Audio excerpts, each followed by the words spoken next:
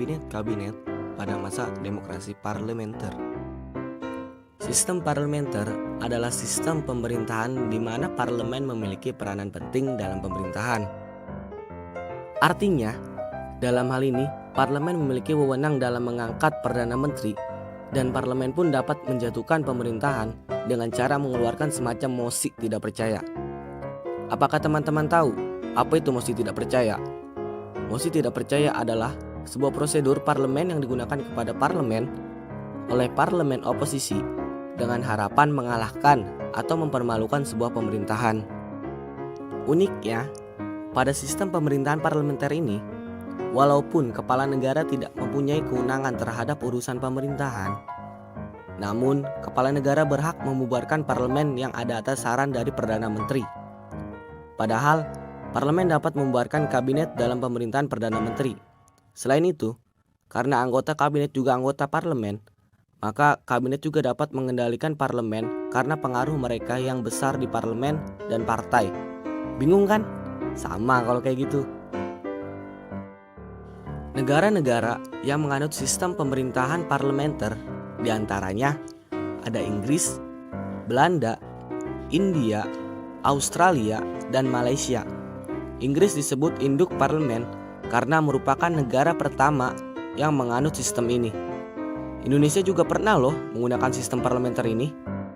Tercatat ada 7 kabinet pada masa demokrasi parlementer, dimulai dari kabinet Natsir, Sukiman, Wilopo, Ali Sastro Amijoyo I, Burhanuddin Harahap, Ali Sastro II maksudnya, sampai yang terakhir Juanda.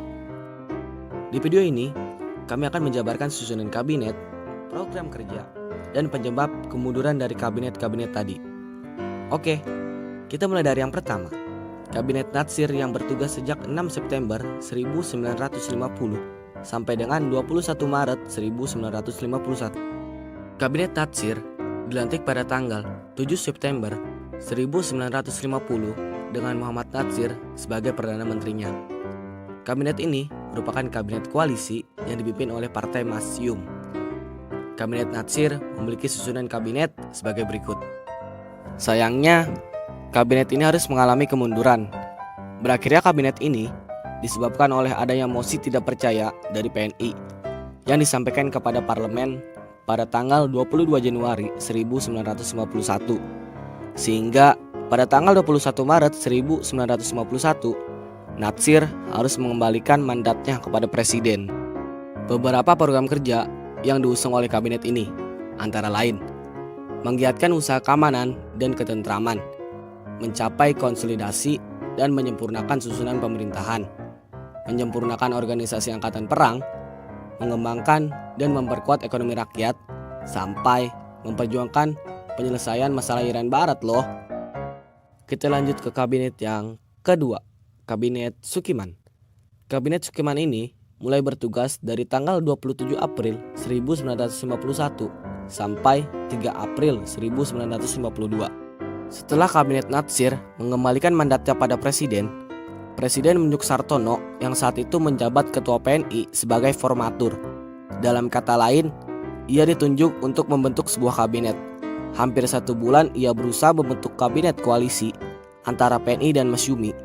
Namun, usahanya itu mengalami kegagalan, sehingga ia mengembalikan mandatnya pada Presiden setelah bertugas selama 28 hari. Yang terhitung sejak 28 Maret sampai 18 April 1951. Presiden Soekarno kemudian menunjuk Sidik Djojo Soekarto dari PNI dan Sukiman Wijasanjojo dari Masyumi sebagai formatur dan berhasil membentuk kabinet koalisi dari PNI dan Masyumi. Kabinet ini terkenal dengan nama Kabinet Sukiman Suwiryo yang dipimpin oleh Sukiman. Kabinet ini memiliki susunan sebagai berikut. Sedangkan untuk program kerja, Kabinet Sukiman memiliki beberapa program kerja seperti berikut. Menjamin keamanan dan ketentraman, mengusahakan kemakmuran rakyat, dan memperbarui hukum agraria agar sesuai dengan kepentingan petani.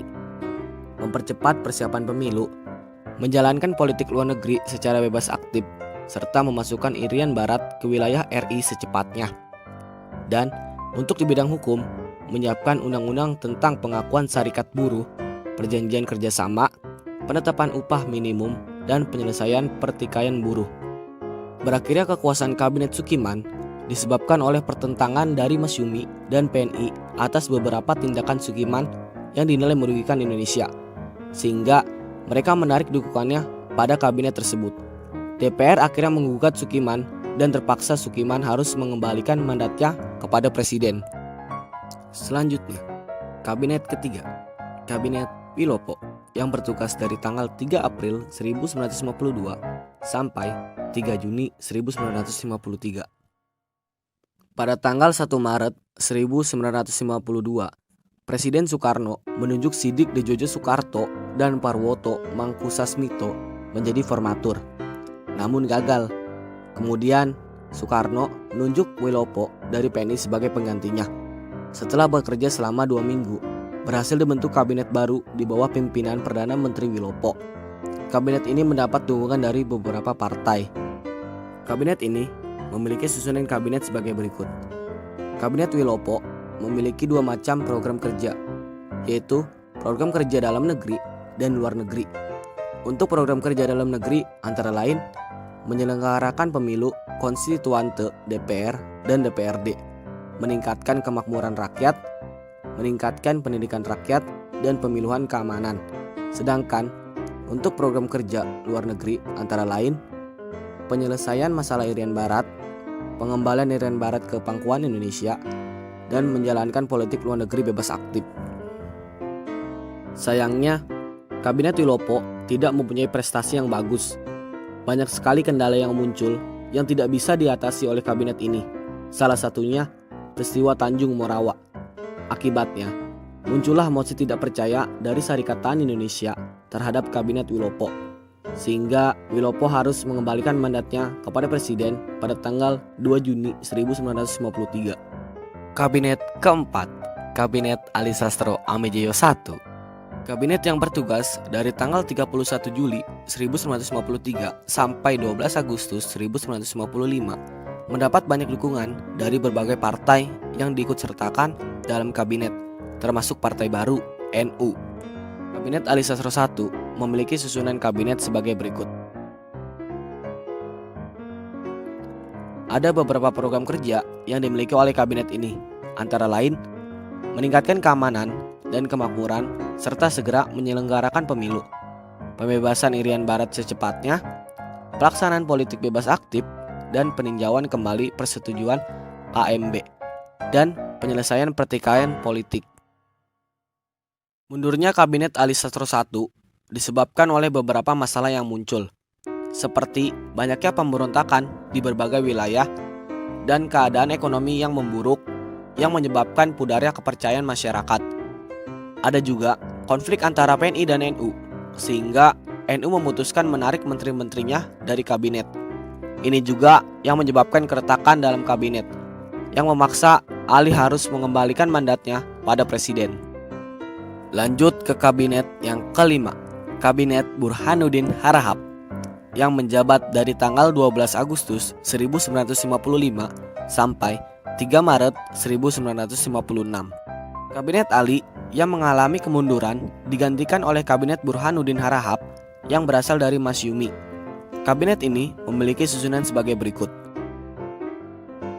Program kerja dari kabinet ini adalah mengembalikan kewibawaan pemerintahan, melaksanakan pemilu menurut rencana yang sudah ditetapkan, dan mempercepat terbentuknya parlemen baru, penyelesaian masalah desentralisasi, inflasi, dan pemberantasan korupsi, perjuangan pengembalian Irian Barat, dan politik kerjasama Asia Afrika.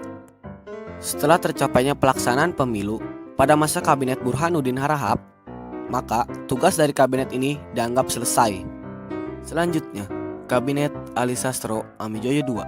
Kabinet ini bertugas dari tanggal 20 Maret 1956 sampai 4 Maret 1957. Ali Sastro kembali mendapat mandat untuk membentuk kabinet baru pada tanggal 20 Maret 1956. Kabinet ini merupakan koalisi dari PNI, Masyumi, dan NU. Kabinet ini memiliki program kerja yang cukup banyak, Salah satunya rencana pembangunan 5 tahun yang membuat program jangka panjang, mulai dari perjuangan pengembalian Irian Barat, pembentukan daerah-daerah otonomi, dan mempercepat terbentuknya anggota-anggota DPRD, mengusahakan perbaikan nasib kaum buruh dan pegawai, menyehatkan perimbangan keuangan negara, hingga mewujudkan perubahan ekonomi kolonial menjadi ekonomi nasional berdasarkan kepentingan rakyat. Adapun program kerja yang lain seperti pembatalan KMB, pemulihan keamanan dan ketertiban, dan melaksanakan keputusan Konferensi Asia Afrika. Sayangnya, mundurnya sejumlah menteri dari Masyumi membuat kabinet hasil pemilu yang ke-1 ini jatuh dan menyerahkan mandatnya kepada presiden. Dan terakhir, ada Kabinet Juanda. Kabinet Juanda bertugas sejak tanggal 9 April 1957 sampai 5 Juli 1959 dan memiliki susunan kabinet sebagai berikut. Kabinet ini merupakan Kabinet Jaken. Singkatannya, kabinet ini terdiri dari para pakar yang ahli dalam bidangnya.